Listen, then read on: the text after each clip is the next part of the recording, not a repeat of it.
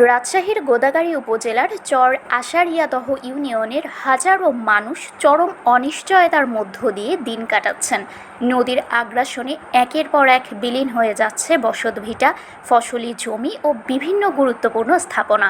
এমন পরিস্থিতিতে পদ্মা নদীর ভাঙন রোধে স্থায়ী বাঁধ নির্মাণ এবং চলমান নদী শাসন প্রকল্পের দুটি গ্যাপ অংশে জরুরি ভিত্তিতে প্রতিরক্ষা কাজ সম্পন্নের দাবিতে মানববন্ধন কর্মসূচি পালন করেছেন স্থানীয়রা। সোমবার বিকেল 5:30টার দিকে চর আশারিয়াদহ ইউনিয়নের পদ্মা নদীর তীরবর্তী এলাকায় ইউনিয়নের সর্বস্তরের জনগণের উদ্যোগে এই মানববন্ধন অনুষ্ঠিত হয়। কর্মসূচিতে বিভিন্ন রাজনৈতিক, সামাজিক ও পেশাজীবী সংগঠনের নেতৃবৃন্দ সহ বিপুল সংখ্যক সাধারণ মানুষ অংশ নেয়। চর আশারিয়াদহ ইউনিয়ন বিএনপির সাধারণ সম্পাদক সাইদুর রহমান বলেন, পদ্মা নদীর অব্যাহত ভাঙনে আমাদের পুরো চরাঞ্চল আজ হুমকির মুখে।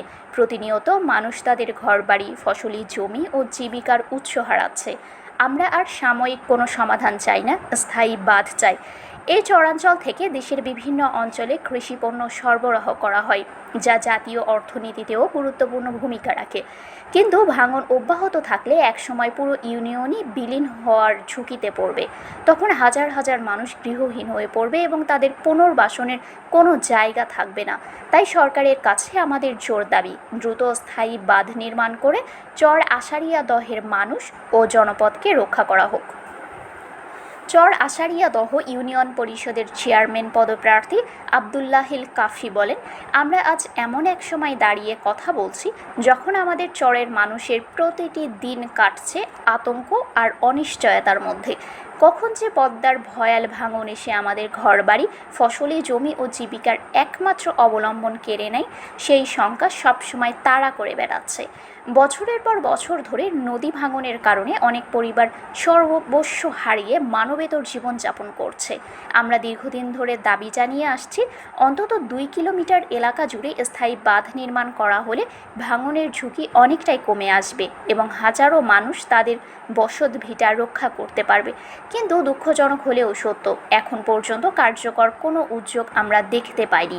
আমরা স্পষ্টভাবে বলতে চাই, দ্রুত সময়ের মধ্যে যদি এই বাঁধ নির্মাণ কাজ না করা হয়, তাহলে চরের সর্বস্তরের জনগণকে সঙ্গে নিয়ে বৃহত্তর আন্দোলনের কর্মসূচি ঘোষণা করা হবে।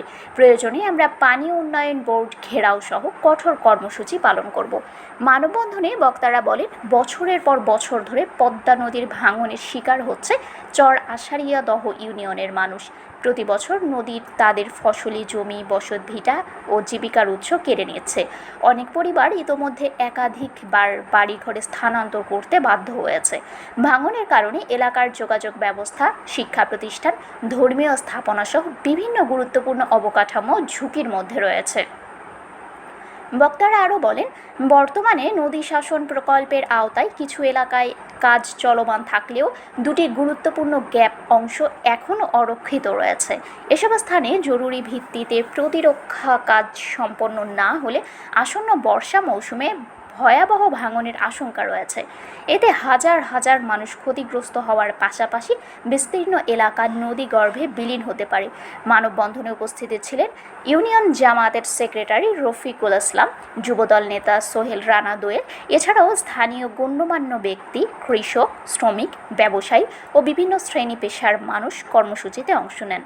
পদ্মা নদীর ভাঙন রোধে দীর্ঘমেয়াদী ও টেকসই পরিকল্পনা গ্রহণের কোনো বিকল্প নেই। তাই জনপদ রক্ষায় দ্রুত ও স্থায়ী নদী শাসন প্রকল্প বাস্তবায়নের পাশাপাশি অসমাপ্ত কাজগুলো শেষ করার জন্য সংশ্লিষ্ট কর্তৃপক্ষের প্রতি জোর দাবি জানান তারা।